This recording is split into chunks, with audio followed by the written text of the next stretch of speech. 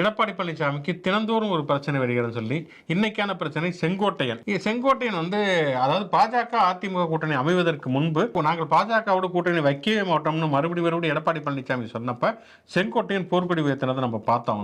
எம்ஜிஆர் பிறந்த நாள் கூட்டத்தெல்லாம் அவர் ஒரு தனியாக கூட்டங்கள் நடத்தியது, அதே மாதிரி அதிமுகவினரோட நடத்தக்கூடிய கூட்டங்களை கலந்து கொள்ளாமல் இருந்தது, சட்டசபைக்கு வந்தால் கூட யாரோடையுமே பேசாமல் இருக்கிறது, உங்களோட டூ அப்படிலாம் இருந்ததெல்லாம் நமக்கு தெரியும்.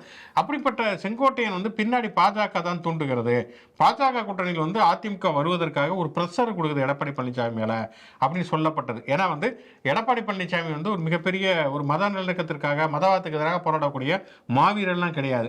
அவரை பொறுத்தவரைக்கும் அவருடைய பதவியை காப்பாற்றிக்கணுங்கிறது மட்டும்தான் நோக்கமாக இருக்கிறார்.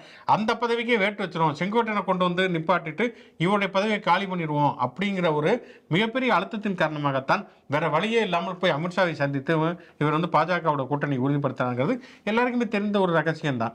அப்படி இருக்கக்கூடிய ஒரு சூழல்ல செங்கோட்டையனை பாஜக முன்னிலைப்படுத்தியதே அதிமுக பாஜக கூட்டணிக்கு வர வேண்டும் என்பதற்காகத்தான். அப்படி இருக்கக்கூடிய சூழலை இப்ப அதிமுக பாஜக கூட்டணி உருவாகிவிட்ட ஒரு சூழல்ல செங்கோட்டையன் ஏன் இப்ப மறுபடியும் மனத்தை திறக்க போறாரு?